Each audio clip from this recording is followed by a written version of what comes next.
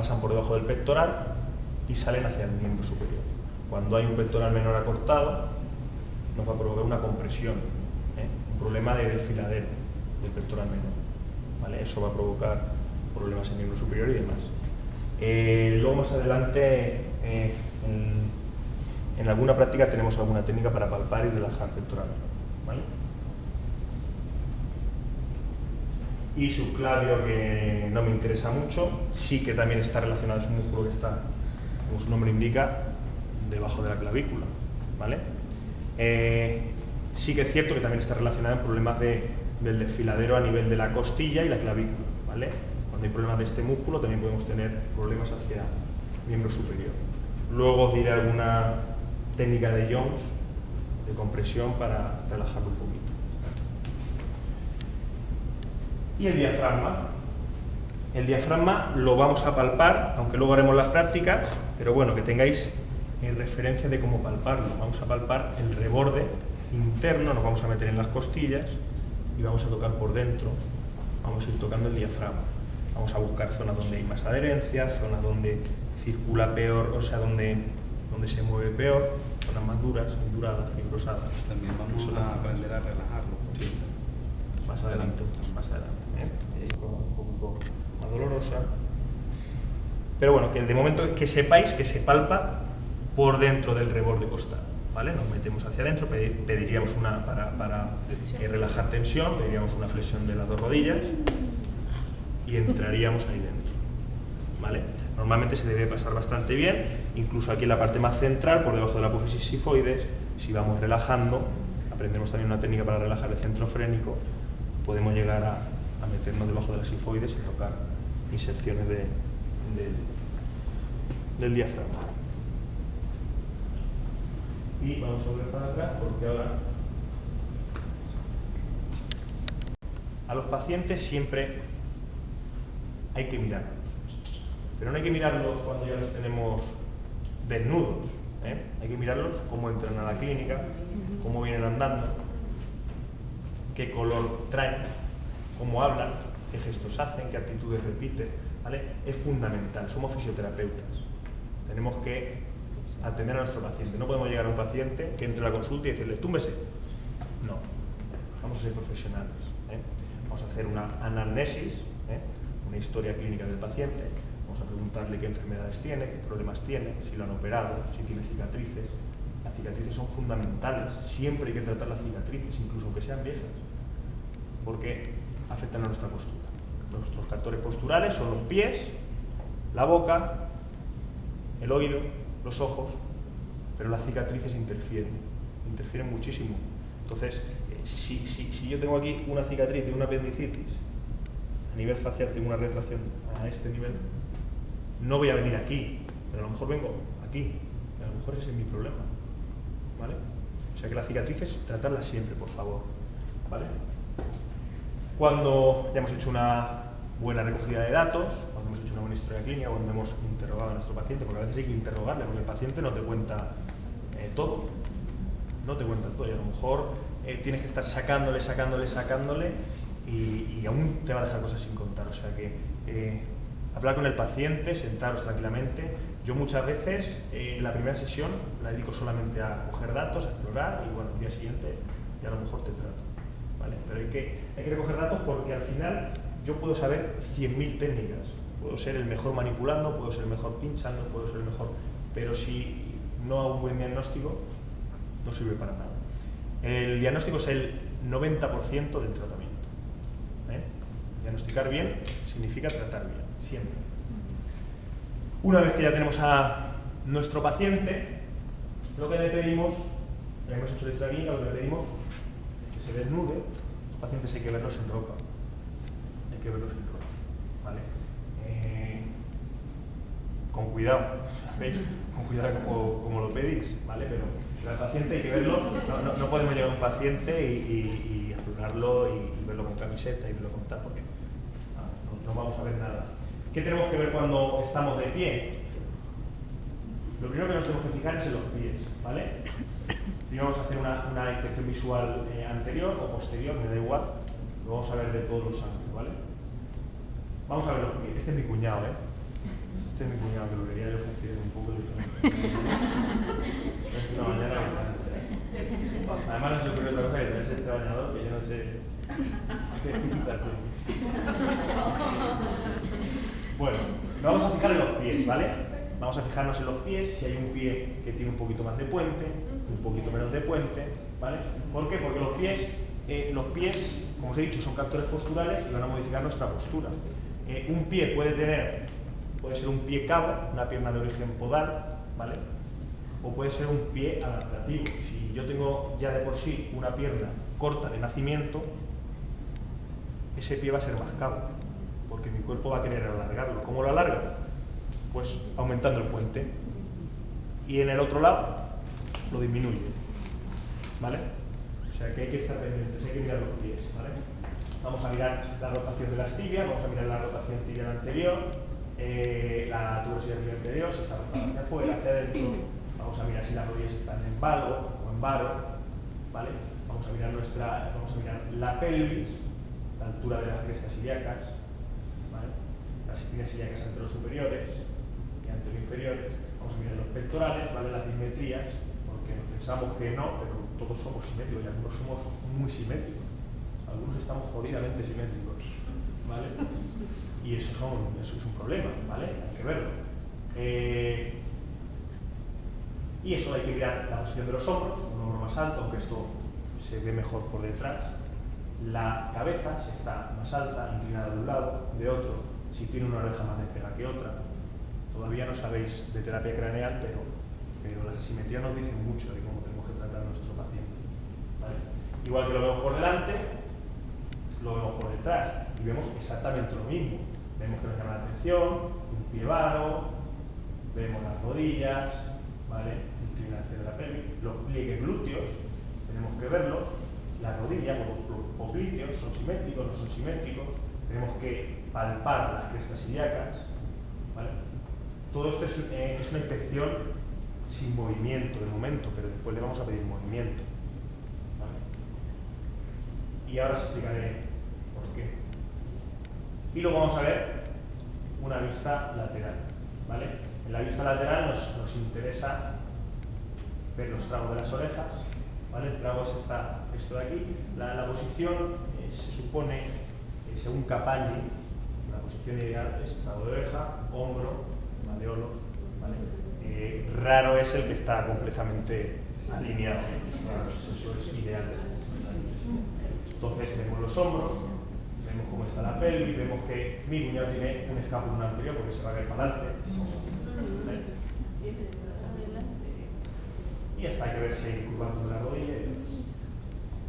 Y ahora vamos a ver nuestras referencias morfológicas, para lo cual necesito que te pongas boca abajo, que te quites tu camiseta de tirantes, porque te voy a pintar la real también. Qué complicación de sujetador. Era mejor uno de los jóvenes, ¿verdad? Aquí, Todavía estamos a tiempo. de acuerdo, esto aquí. Vamos a pintar un poquito para que tengáis. Esta camilla no es la ideal, pero creo que ninguna tiene hueco para poner la cabeza. Entonces, vamos a hacer hazle un bonito y que apoye la frente.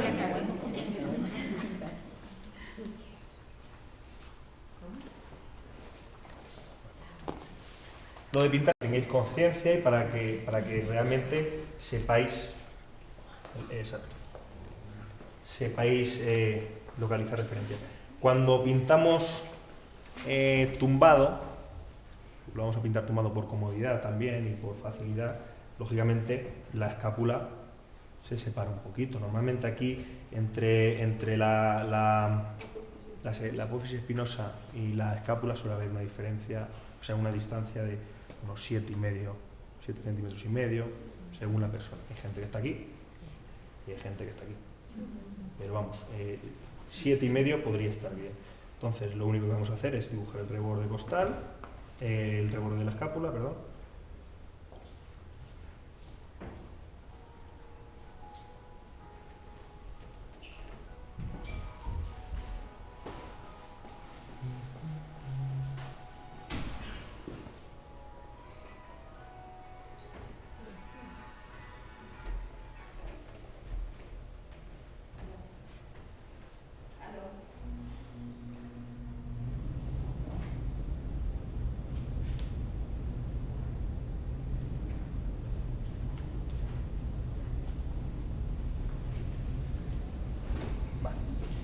Dibujo la escápula para la espina para que tengáis también la referencia de D3. No sé si... Bueno, da igual. Normalmente, borde superior de la escápula, borde inferior, hemos dicho que nos lo vamos a encontrar de D2 a D7, ¿vale? D7, D8, en su caso va a estar por ahí, va a estar sobre D7. Ella tiene una escápula alta, ¿vale? Esto no es D2. ¿Veréis? Esto no es D2. Eres un muy mal ejemplo. No, pero para que veáis la variabilidad. Lo primero que tendríamos que hacer antes de pintar aquí es localizar, vamos a localizar primero C7 y D1, ¿vale? Y así lo vamos a hacer. Siéntate un momentito. Siéntate para mí. Y me tengo que venir por detrás. Haz una flexión. Fijaros. Ella es un buen ejemplo para que aprendáis a diferenciar porque ella tiene aquí un bulto enorme que parece C7 y aquí pues podría ser incluso esta C7. Vamos a verlo. Lo que le vamos a pedir, bueno, lo que vamos a pedir, no, lo que vamos a hacer es palpar las dos, ¿vale? Pedimos una extensión y la que se nos va, la que se nos pierde es C7, ¿vale? C7 es la que se pierde, D1 no se mueve, D1 se queda en su sitio. ¿Vale? ¿Que tenemos dudas? Provocamos una rotación y vemos que la de arriba, efectivamente, la que nos parecía al principio, esta es C7. Uy, perdón.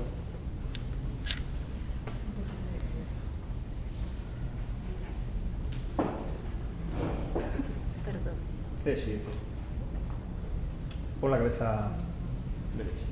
Eso es. Nos vamos a quedar así. Prefiero casi pintarla así. Y lógicamente al cambiar de posición, la escápula se nos ha ido un poquito más al centro, ¿vale? El borde estaría por aquí. Pero bueno. C7 la tenemos aquí. Luego, si C7 baja un poquito la cabeza, si C7 es esa, D1 va a ser esta. ¿Vale? Vemos que nuestra escápula no coincide con lo que hemos dicho, es una escápula alta, ¿vale? Lo normal es que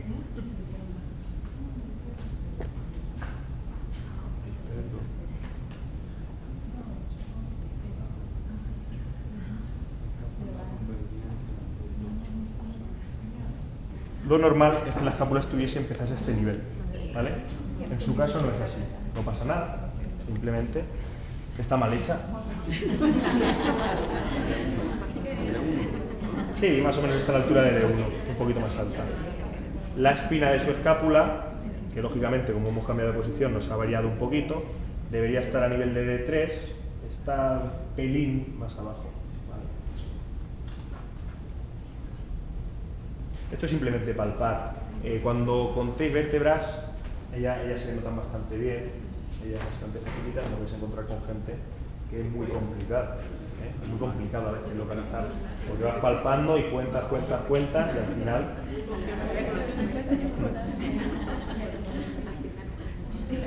Entonces, aquí no nos va a aparecer D7, ¿vale? No nos va a aparecer D7. Vamos a empezar a contar por abajo. Para localizar, ¿cómo localizamos D12? D12, haz una flexión del tronco.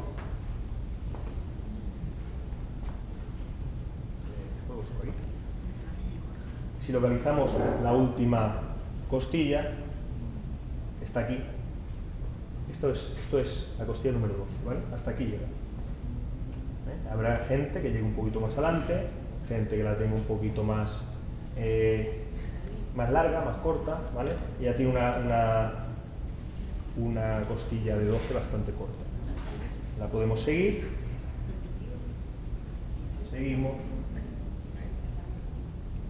Y nos va a llevar hasta D12. ¿Cómo podemos asegurarnos de que estamos en D12? ¿O cuál es la diferencia entre D12 y L1? En su caso, para empezar, facilísimo palparla, porque la tiene anteriorizada, tiene una restricción aquí de la charnela, ¿vale? Que además seguramente le resulte hasta un pelín molesto al palpar, ¿no? En el caso que sean pacientes así como bien gorditos, hay que cambiar la posición Hombre, claro, para poder claro. que no se Cuando, palpa. cuando se encuentren pacientes, para facilitar la palpación hay que pedirles flexión de tronco, si no, no vais a tocar la vértebra. Y aún así habrá gente que os cueste muchísimo. Para eso están las referencias, ¿eh? Ante la duda buscamos referencias, contamos por arriba, contamos por abajo, ¿vale? ¿Cuál es la gran diferencia entre D12 y L1? D12, digamos que es una posición espinosa súper corta, o sea, perdón, súper redonda. Es muy redonda, es como un puntito, ¿vale? Si palpamos D12, vamos a encontrarnos un puntito, y si palpamos L1, vamos a encontrar una apófisis mucho más larga, ¿vale? Es circular D12, apófisis espinosa de L1 es mucho más larga, ¿vale? En muchos individuos es instantáneo, se lo localizas en el momento. Normalmente, en su caso también se localiza bastante bien, aunque ella tiene, más que localizarse un punto en D12, lo que se localiza muy bien es que la apófisis de L1 es mucho más larga, ¿vale? Porque ella D12 no se... Sí, pero bueno, palpar al viento. Palpa aquí D12. No. Ahí, en ese huequecito que se ve, y vente abajo al L1, se nota la diferencia. En su caso se nota muy bien porque hay una disfunción. ¿Vale? Otra referencia que... Bueno, bájate que la pinte. Baja un pelín que la pinte. Baja, como estabas antes. No. Flexión. Ahí. En su caso le vamos a pintar de 12.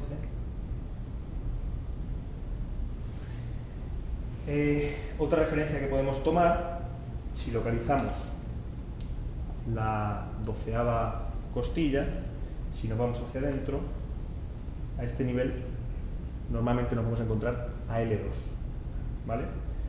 Podemos ver si en su caso efectivamente coincide, ¿vale? Más o menos. Final de la parilla costal, nos metemos debajo, L2, ¿vale? Son referencias aproximadas, acordaros. Esto lo tenéis que tener muy en cuenta, ¿vale? Os lo he puesto ahí también, sí, 12 costillas corresponde L2. Túmbate un momentín boca arriba, y vamos a tapar con la camiseta. Simplemente me interesa que localicéis manubrio, ¿vale? Lo que decís la horquilla es esta parte de aquí arriba, donde se insertan las clavículas al manubrio external. El manubrio es todo esto. Si lo palpáis hacia abajo, va a llegar un momento que vais a encontrar la articulación entre el manubrio y el cuerpo external, ¿vale? Ese es el nivel de la segunda costilla, ¿vale?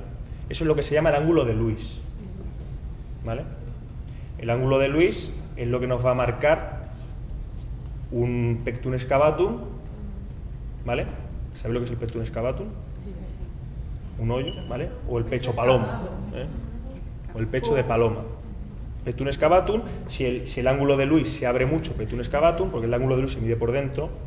Si el ángulo de Lewis se cierra mucho, tendremos un pecho de paloma, ¿vale? Pues justo a ese nivel encontramos la segunda costilla. La primera costilla la vamos a palpar por aquí arriba, ¿vale? En el espacio supraclavicular. Es una estructura dura, ¿vale? Que palpamos aquí. La palparéis, ¿vale? Si alguien tiene alguna duda me lo decís, pero vamos, si nos metemos entre la clavícula y el trapecio y buscamos hacia abajo, nos la vamos a encontrar fácilmente, ¿vale? Si palpáis, seguramente siempre encontréis una más fácil que la otra, ¿vale? Y más dolorosa, ¿vale? ¿Qué quiere decir eso? Pues que posiblemente hay una pequeña disfunción de la costilla que esté un poquito alta. Aprenderemos a movilizarla y ya veremos si a manipularla, ¿eh? Ya veremos, según...